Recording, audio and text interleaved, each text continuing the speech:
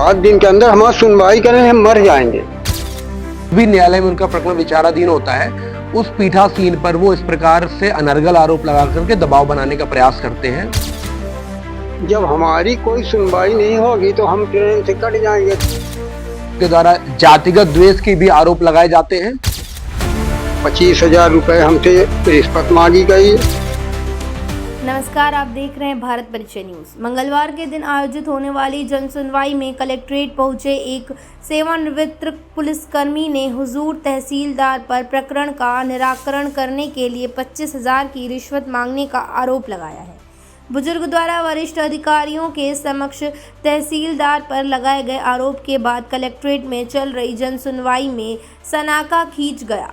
मामले के संबंध में जानकारी देते हुए सेवानिवृत्त पुलिसकर्मी रामलाल श्रीवास्तव ने बताया कि एक जमीन के सीमांकन के लिए उनके द्वारा तहसील कार्यालय में आवेदन दिया गया था, जिसके बाद मौके पर पहुंचे आरआई और पटवारी ने भूमि की गलत नाप की और जब उनके द्वारा गलत नाप करने पर सवाल उठाए गए तो तहसील कार्यालय में उनसे 25,000 रुपये की मांग की गई। जब उन्होंने मांगी गई रिश्वत का भुगतान नहीं किया तो उनके प्रकरण को वहां से खारिज कर दिया गया।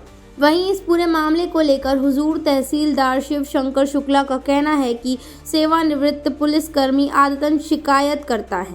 मझगांव के एक रिटायर्ड एसआई हैं, उनका आरोप है कि आपके न्यायालय में कोई उनका प्रकरण विचाराधीन है, जिसके लिए इस न्यायालय द्वारा पैसे की मांग की जा रही है।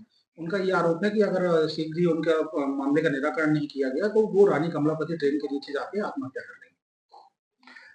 श्री रामलाल श्रीवास्तव निवासी ग्राम मझगांव, वो पूर्व में भी समय समय पर अलग अलग समय पर उनके द्वारा जिस भी न्यायालय में उनका प्रकरण विचाराधीन होता है उस पीठासीन पर वो इस प्रकार से अनर्गल आरोप लगा करके दबाव बनाने का प्रयास करते हैं। पूर्व में जब उनका प्रकरण उपखंड अधिकारी महोदय के यहाँ विचाराधीन था तब भी उपखंड अधिकारी महोदय के ऊपर उनके द्वारा इस प्रकार के आरोप लगाए गए थे।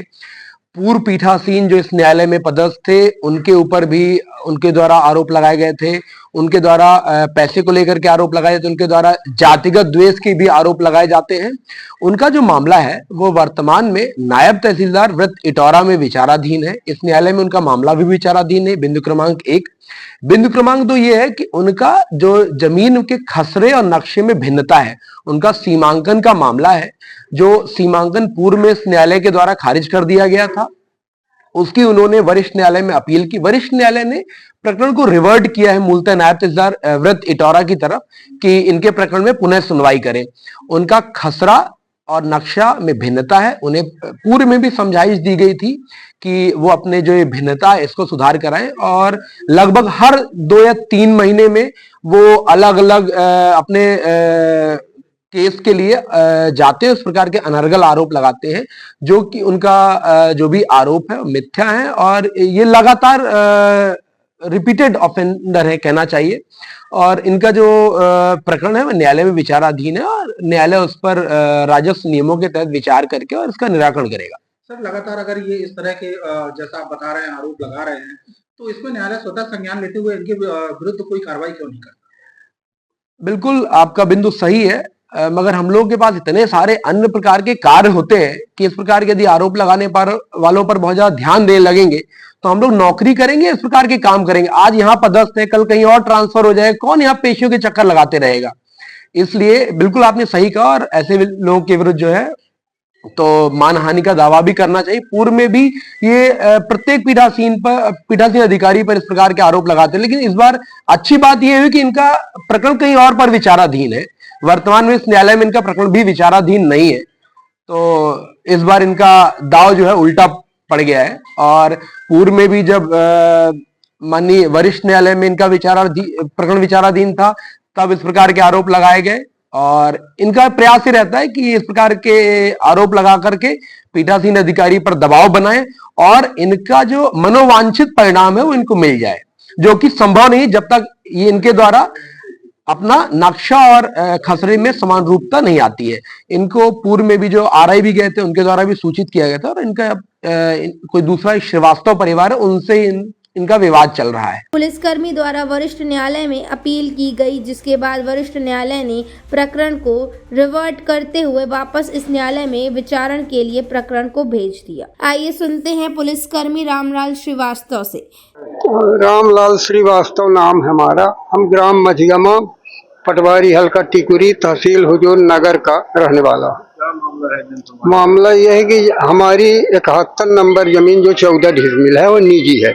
उसमें आरआई साहब पटवारी मिलके 13 डिसमिल नापे हैं और 13 डिसमिल नाप के हमारे जमीन में विरोधी का मकान बनवा दिए हैं पक्का। हम यहाँ कई बार रिपोर्ट शिकायत किए। कलेक्टर महोदय बोलते हैं कि जांच कराएंगे। 3 साल हो गए करते करते, कोई सुनवाई नहीं हो रही है। शिवशंकर शुक्ला जो हैं यहाँ के तहसीलदार साहब, उनके यहाँ फाइल हम लगाए, 250 की कार्रवाई किए।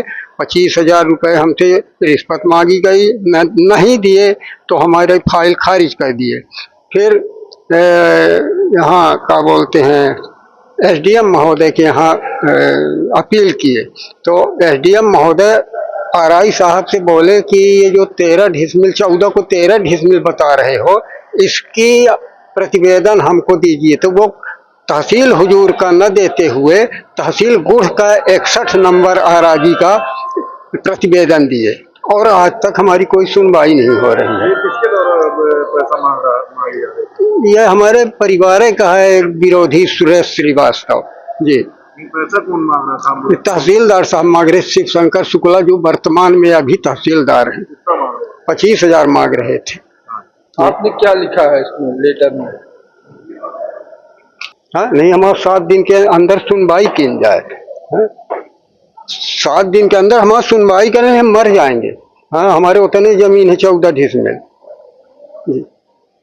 कहाँ के रहने वाले हैं? हम ग्राम मझगमा, पटवारी हल्का टिकुरी, तहसील हुजूर नगर के रहने वाले हैं। यहाँ से 8 किलोमीटर पड़ता है।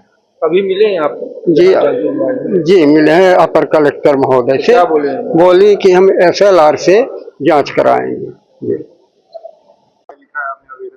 जब हमारी कोई सुनवाई नहीं होगी तो हम ट्रेन से कट जाएंगे। कमलापत जो ट्रेन चलती है भोपाल के लिए, उसी 8:05 वहीं पे हम जान दे देंगे कट के, अगर सुनवाई नहीं हुई थी।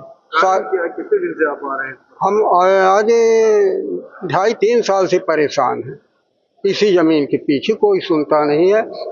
SDM महोदय आदेश कर दें, परंतु उस आदेश के तहत भी कोई कार्रवाई नहीं कर रहे जी।